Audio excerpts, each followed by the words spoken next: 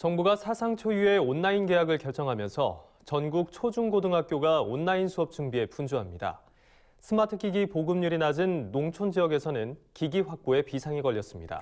네, 교육부는 인프라가 부족한 농촌과 도서 지역 학생들은 학교 컴퓨터실에서 온라인 수업을 수강할 수 있다고 밝혔는데요. 도농 간 IT 격차가 교육 격차로 이어질 수 있다는 지적이 나옵니다. 김인경 기자가 보도합니다. 오는 9일부터 단계적으로 실시되는 온라인 개학에 각도 교육청과 각급 학교에선 수업 준비에 여념이 없습니다. 온라인 수업을 하기 위해선 스마트 기기, 무선 인터넷망 등을 모두 갖춰야 하는데 디지털 소외 지역이 상대적으로 많은 농촌에선 여의치 않은 실정입니다.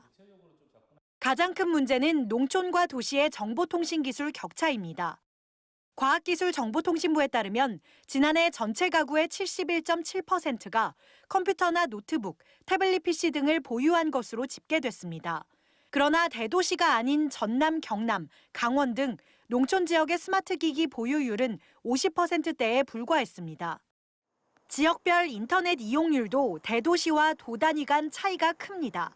지난해 전국 평균 인터넷 이용률이 91.9%에 달한 것으로 조사됐는데 서울과 대전, 대구, 광주 등이 모두 90% 이상, 많게는 98%를 넘은 반면 전남과 강원 84%, 전북 85%, 경남 88% 등 도단위는 80%대로 나타난 겁니다.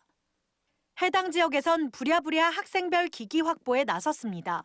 전라남도 교육청은 필요한 학생에게 대여하기 위해 태블릿 PC 3만여 대를 확보했고 통신비 지원 방안도 고려하고 있습니다. 경상남도 교육청 역시 각급 학교 보유분을 총동원해 기기를 보급하는 한편 인터넷 접속이 어려운 지역에는 무선 인터넷 공유 장비를 대여할 계획입니다.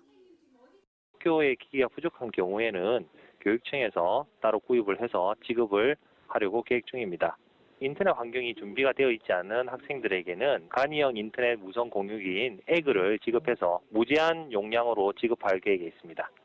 농촌 실정을 고려하지 않은 교육부의 방침에 현장에선 우려의 목소리가 나옵니다. 교육부는 가정의 IT 인프라가 갖춰지지 않은 농산어촌, 도서 지역 학생들을 위해 학교 시설을 활용할 계획이라고 밝혔습니다. 학생들이 학교로 등교해 컴퓨터실에서 온라인 수업을 듣도록 한다는 겁니다. 인터넷이 안 되는 서 같은 경우에는 기지국을 전봇대를 하나 세워야 된다고 그러더라고요. 그럴 수는 없을 것 같고 떨어뜨려서 접속을 최소화하고 하는 방법으로 관리교사가 지켜보면서 그걸 쓰고 그렇게 진행이 돼야지 됩니다. 그러나 감염병 예방을 위해 사상 초유의 온라인 개학을 실시하는 상황에서 스마트 기기 보급과 인터넷 접근성이 떨어지는 농촌 지역에만 등교를 권장하는 건 농촌 학생들을 감염 위험에 고스란히 노출시키는 것 아니냐는 지적이 나옵니다. 사회적 거리두기 정책 취지와도 정면으로 배치됩니다. 학교마다 컴퓨터실 있잖아요. 컴퓨터실에서 아이들이 이제 그 원격 지원을 이렇게 받는 거죠. 방역도 하고 이제 이런 활동들은 지속적으로 하고 있는데 아마 날마다는 힘들 겁니다. 저희들도 좀 안타깝게 바라보고 있습니다. 농촌 현실을 고려하지 않은 정책에 도농 간 IT 격차가 교육 격차, 나아가 감염병 위기 노출에 대한 격차로까지 이어질 수 있어 대책 마련이 시급해 보입니다. NBS 뉴스 김인경입니다. 미래교육을 위한 EBS의 역할과 과제를 살펴보는 토론회가 국회 교육위원회 여야 간사 주최로 열렸습니다. 전문가들은 우선 EBS가 미래교육 인프라 구축에 집중해야 한다고 입을 모았습니다. 정보통신 기술을 접목한 교육 콘텐츠를 만들고 현장 교사들이 이를 활용하도록 해야 한다는 겁니다. 유튜브 등 학생들에게 익숙한 도구를 활용해 개별 수준에 맞는 교육 프로그램 개발도 필요하다고 지적했습니다. 미래교육에 대비하고 교육 격차를 해소하기 위한 다양한 콘텐츠 제작뿐만 아니라 지능형 혁신 테크놀로지를 이용한 개인 맞춤형 교육 서비스를 제공할 수 있는 혁신적인 교육의 틀, 교육의 환경을 만드는 데 앞장서야 할 것입니다. 고교 학점제 도입 등 교육과정 변화에 맞춰 학교 현장을 지원해야 한다는 의견도 나왔습니다. 온라인 선택 과목 수업을 개설해 고교 학점제에 활용하고 학점 인정까지 받도록 하자는 겁니다. EBS가 가진 공공 데이터를 활용해 학생들의 진로 교육을 돕는 방안도 제시됐습니다. 진학 데이터, 진로 데이터 정말 많은 곳입니다. 그것을 잘 조합하여 이런 학과, 이런 진로를 가기 위해선 이런 교육 과정을 듣고 이런 과목이 있어라고 멘토링하고 지원해 줄 수 있는 프로그램을 충분히 개발할 수 있다고 생각합니다. 특히 기술이 급속도로 발전하는 미래에는 계층별 교육 격차가 더 심해진다며 EBS가 교육 불평등 해소를 위해 노력해야 한다고 주문했습니다. EBS의 다문화 학생들이 EBS의 활용성을 더 극대화시킬 필요가 있을 것 같습니다. 스마트 기기를 무상보급, 다문화 가정 학생들에게 무상보급해서 콘텐츠에 대한 학생들의 접근성을 높일 필요가 있을 것 같습니다. 전문가들은 또 현장 교수들이 교수법을 공유하고 교육 정책도 논의할 수 있는 장을 EBS가 제공해야 한다고 조언했습니다. EBS 뉴스 김창호입니다. 자, 이제 두 번째 주입니다. 이제 세 번째 프로젝트에 대해서 소개를 하고 관련된 여러분들이 이미 학습했거나 좀 추가할 내용들이 있는데 이 내용에 대해서도 말씀드리겠습니다. 어땠어요? 여러분들 그 연구 주제를 음악과 함께 동일한 음악이지만 제가 할 수 있는 게 이 정도입니다. 참 온라인으로 또 비대면으로 이렇게 수업 준비를 해본 게 태어나서 처음이에요. 여러분들 좀 못하더라도 우리 교수님들 다 응원 좀 잘 해주십시오. 최선을 다해서 준비하고 있고, 특히 이제 저는 이 비대면으로 여러분에게 강의를 하면서 여러분들 그 팀 기반 토론과 프로젝트가 가능할까라는 의문도 많이 드는데 요즘에 문명의 이기 SNS 여러 가지 것들을 활용해서 여러분들 한번 해낼 것을 믿으며 또 저도 힘껏 돕겠습니다. 자, 이제 늘 말씀드리지만 우리가 예비 교사로서 현직의 지금 현장의 지금 흐름과 앞으로 미래사회에서 여러분들이 교직에 들어갈 때 있을 법한 그런 여러 가지의 그런 사례나 그러한 전제를 가지고 여러분들이 한번 생각해 보는 시간을 가질 거고요. 어떻게 동영상 보셨습니까? 지금 개천에서 욕날까요? 도시와 농촌의 현실이 그렇게 가깝지는 않은 것 같아요. 그래서 대부분 우리 자식은 도시에 있는 학교를 보내야 한다. 도시 학교에 보내야 좋은 여건의 교육을 받고 여러 가지 문화 혜택을 받지 않느냐, 이런 것들이 있지 않을까 싶습니다. 그렇지만 4차 산업혁명 기술이나 이제 정보통신 기술이 고도로 발달돼 있을 때 이제 농촌에 살더라도 동일한 어떤 효과의 교육의 어떤 기회를 받을 수 있지 않을까라는 생각을 저는 가져봅니다. 여러분들은 어떻게 생각하세요?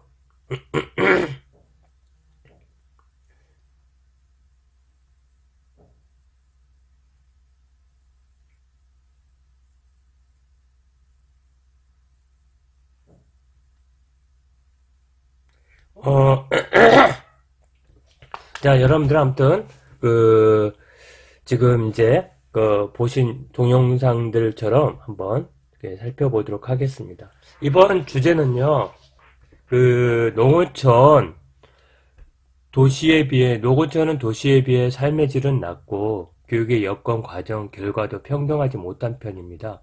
이러한 측면에서 비교육청은 농어촌 학생들의 교육 격차를 해소하기 위한 대책을 마련 중에 있습니다. 또한 4차 산업 기술들을 활용해 이 문제를 해결할 방도를 모색하고 있습니다. 여러분들은 교육청에서 기획 담당자로서 재직하고 있고 교육 격차를 야기하는 원인을 분석하고 그 대안을 마련해 교육감에 보고해야 합니다. 이 여러 가지 원인들이 있을 텐데 세 가지만 여러분 제시해 보는 겁니다. 또 그에 관한 대책들, 원인 세 가지에 대한 대책은 여러 가지가 있을 수 있겠죠. 그 중에 하나가 디지털 격차, 디지털 디바이드 격차에 관련된 원인은 반드시 포함해야 되니까 셋 중에 하나는 디지털 격차를 다뤄라, 이런 말씀입니다. 4차 산업혁명 기술을 활용해서 교육 격차를 해소할 수 있을까요? 여러분 어떻게 생각하세요? 만약 그렇다면 농촌들은 어떤 학교로 변화될 것으로 예상하십니까? 이것이 이번 두 번째 주의 첫 번째 팀 토론입니다. 자, 네, 이와 관련된 내용들을 이제 지식정보 사회부터 해가지고 몇 가지 살펴보도록 하겠습니다.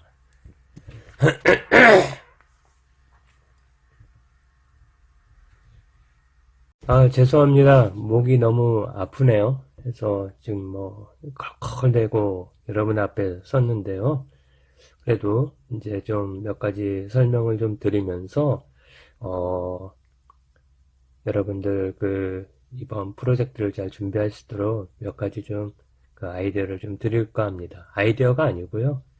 기본적인 지금 현대 사회에 있어서 지금 우리의 삶이 어떤지 좀 이론적인 측면에서 제시하고 제가 함께 업로드 해드리는 그런 동영상들을 보면서 구체적으로 한번 생각해 보시기 바랍니다. 오늘날 사회를 지식정보 사회라 합니다. 이거는 디지털 자료와 정보, 그 다음에 인터넷, 소셜 네트워크 등을 매개로 해서 지식과 정보를 탐색, 수집, 분석, 종합, 비판, 창조하여 어떤 부를 창조하고 사이버 공간을 통해 서로 연결되고 소통, 참여하여 일과 학습을 효율화하고 있는 측면을 주목하는 것이 지식정보 사회랍니다. 지식정보 사회는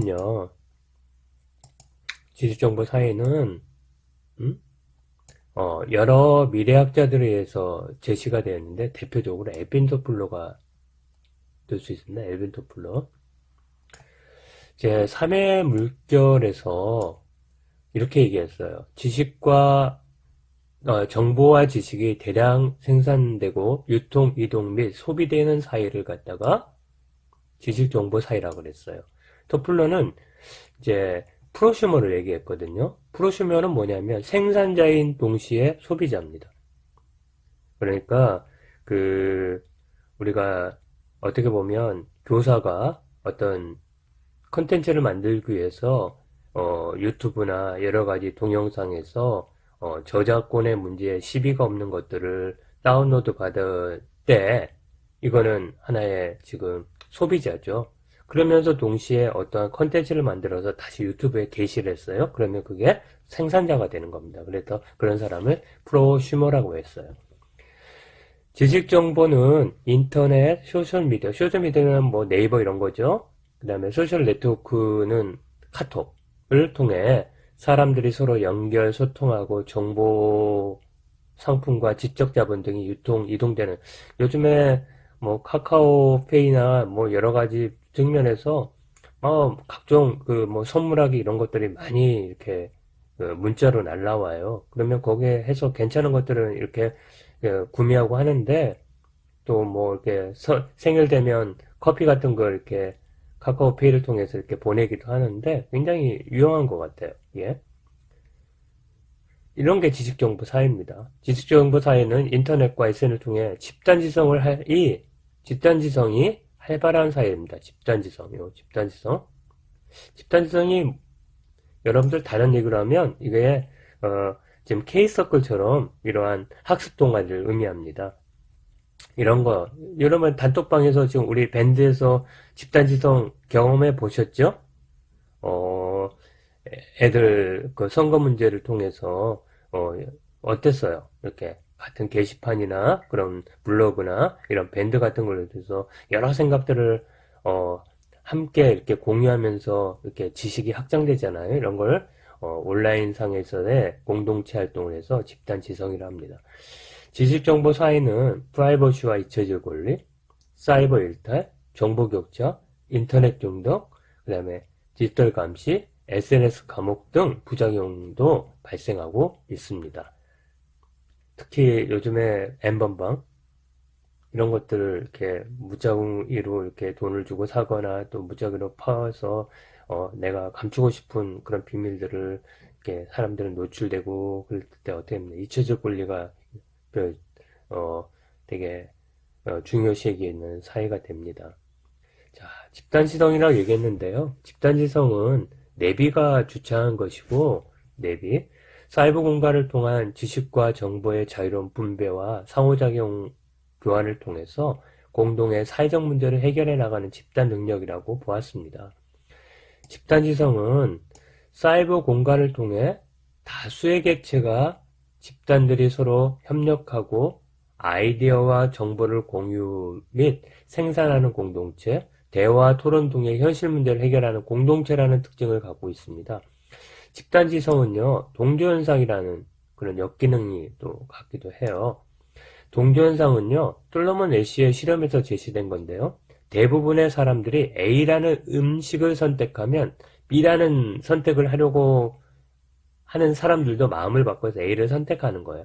그러니까 특정한 조건에서 서로의 다른 생각을 모아가지고 공동의 어떠한 문제를 해결해야 나가야 되는데 다수의 의견에 그냥 이게 다수 의견이 합리적이겠지 하고 이렇게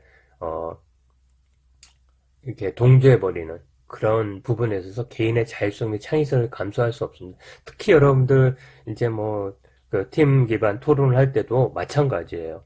다수 내 의견이 이렇다는 것들 밝히고 서로 간에 이렇게 조율해 나가면서 이렇게 팀 입장을 이렇게 견해를 밝혀야 됩니다.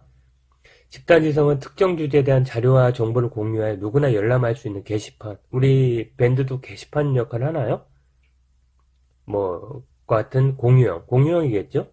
또 상호 질문을 주고받는 형식의 문제를 해결하는 토론방이나 지식인. 이것도 포함될 수 있겠네요. 기여형. 그 다음에 위키피디아는 오픈소스 같이 많은 사람이 참여하여 지속적으로 체계적인 지식을 축적해가는 공동 창조용으로 구분될 수가 있습니다. 자, 4차 산업혁명에 대해서 좀 말씀드릴게요. 4차 산업혁명은 클라우스 슈밥에 의해 주창되었죠. 이미 말씀을 드렸던 내용이에요. 제 4차 산업혁명을 지식정보 네트워크에다가 사물인터넷, 인공지능, 그래서 초연결, 초지능. 그러니까 초연결은 사물인터넷 같은 그런 것을 얘기하고 인공지능은 초지능을 얘기합니다. 이렇게 해서 4차 산업혁명 말씀을 드렸었고 이러한 교육분야도 연결되는데 개별화, 체험화, 로봇화가 가능하다. 빅데이터 같은 그런 것을 통해서 개별적인 정보를 제공할 수 있고 그 다음에 체험화, 가상현실이나 증강현실 같은 걸로 해서 체험화, 로봇화 이런 것들이 이렇게 가능합니다. 그랬을 때 정말 이러한 지능정보 기술이나 여러 가지 4차 산업혁명 기술을 통해 갖고 농어촌 학생들에게 양질의 그런 콘텐츠나 그런 학습의 기회를 제공한다면 교육 격차는 해소가 될까요? 한번 생각해 보시기 바랍니다. 그래서 보세요. 지식정보 기술의 도입으로 인해 가지고 역량 중심 및 통합형 교육과정, 참여 및 협력 중심 수업, 개별화 및 맞춤 적응 학습 환경을 제공할 수 있는 그런 장점들이 있죠. 그래서 이미 말씀드렸어요. 현장에는 코딩 교육이나 역량, 그다음에 토론 PBL, 프로젝트 학습, 이런 참여 중심의 수업이나 가정주의 평가를 그래서 강조하고 있다. 그래서 지금 이제 4차 산업혁명에 필요한 그런 능력이나 직무 기술이나 어떤 기술들을 보았는데 바로 역량은 여기에 포함된다. 요게 이제 4차 산업혁명에서는 테크놀로지 관련 기술, 단을 얘기하면 디지털 리터러시라고 얘기합니다. 이런 부분들이 굉장히 중요한 역량으로 차지한다. 그래서 디지털 격차 문제에 있어서는 바로 디지털 테크놀로지나 디지털 정보를 어떻게 활용할 수 있느냐, 그거 갖고 또한 그런 것들을 통해서 다른 사람과 소통하고 정보를 얻어서 자기 문제를 해결할 수 있는 능력이 얼마나 되느냐, 이런 부분들에 있어서 도시 학생과 농촌 학생들의 격차가 벌어진다면 안 되겠죠. 그러니까 이런 것들을 최소화하면서 기술을 최대한 활용하면서 최적의 어떤 교육 솔루션 내지는 콘텐츠를 제공한다면 어떤 격차는 해소되지 않을까, 그런 생각도 해봅니다. 자, 그다음에 교육 평등에 대해서 한번 얘기해 볼게요. 평등이라는 거는 성, 인종, 종교, 지역, 계층에 차별받지 않고 공평하게 교육받은 상태인데, 동영상을 여러분을 봐서도 알겠지만 도농 간의 격차가 심하고요. 심지어는 빈부격차에 따라서 학력격차도 일어나고 이런 자료들을 많이 찾아볼 수 있을 겁니다. 그렇기 때문에 우리나라에서는 이제 그 교육의 평등을 추구하여서 격차를 해소할 수 있는 다양한 대책들이 나온 게 그게 뭐 교육복지 우선 지원 사업 뭐 이런 것들이 있습니다. 그래서 자, 불평등의 요인은 뭐냐? 개인의 타고난 능력과 특성에 따른다. 그렇죠? 그 다음에 사회 계급, 교육의 가치나 교육의 필요성, 용도에 대한 차별적인 인식이 여기서 생깁니다. 상위층과 하위층이. 그 다음에 뭐 여러 가지가 하겠지만 어떤 자원의 배분, 사적 자원이요. 그러니까 사교육비를 얼마만큼 투자할 수 있느냐, 또 얼마만큼의 지역 간에 있어서 교육비를 얼마만큼 배분을 하느냐에 따라서도 달라진단 말이죠. 그 다음에 뭐 가구의 어떤 교육비 직접 지출 이런 부분들, 그래서 이런 요인에 의해서 교육 불평등이 일어난다. 그래서 교육 평등은 네 가지의 측면이 있어요. 하나는 교육 기회의 허용적 평등이 있습니다. 모든 사람에게 교육받을 기회가 동등하게 제공되고 교육의 질이나 양은 능력에 따라 차이를 두는 거. 그러니까 모든 게 기회를 제공하는데 그 개인차에 따라서 또 적성이나 특기에 따라서 어떤 사람은 예체능, 어떤 사람은 과학고 이런 것들의 그 교육에 어떤 차이를 두는 거, 개별화를 하는 거는 허용한다 이겁니다. 뭐 헌법 제31조 1항이나 기본법 3조, 기본법 제4조에 이렇게 제시가 되어 있어요. 그 다음에 기회평등이 있다면 교육기회 보장적 평등이 있어요. 취약의 기회를 법 제도적으로 보장해 주어야 한다는 평등관인데요. 그래서 뭐냐면 돈이 없으면 많은 사람에게 의무교육 기회를 제공해서 모든 사람이 다 보장적 평등을 받게 하는, 물론 이것도 허용적 평등이 될 수 있어요. 그 다음에 학비 지원, 무료급식, 컴퓨터 무상 지급. 그러니까 우리가 격차를 해소하려면 바로 이런 것들을 제공해 줘야 된다는 거죠. 없는 사람에게 이런 것들을 제공해서 걱정 없이 공부할 수 있도록 해야 된다는 것이죠. 장학제도, 학비 보조제도, 뭐 이런 것들이죠. 그 다음에 조건의 평등이 있어요. 학교 시설이나 자료나 방법이나 교육과제나 교사 수준에 있어서 농촌과 도시 간의 차이가 없어야 된다는 거죠.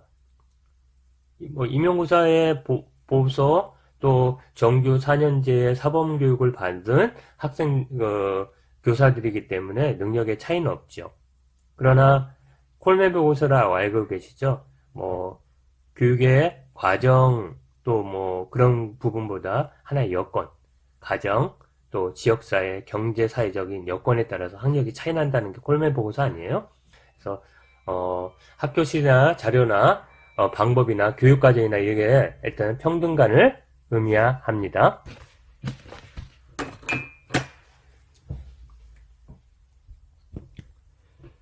자, 교육 결과의 평등은요, 학업 성취의 결과가 같아야 한다는 평등관입니다. 이거야말로,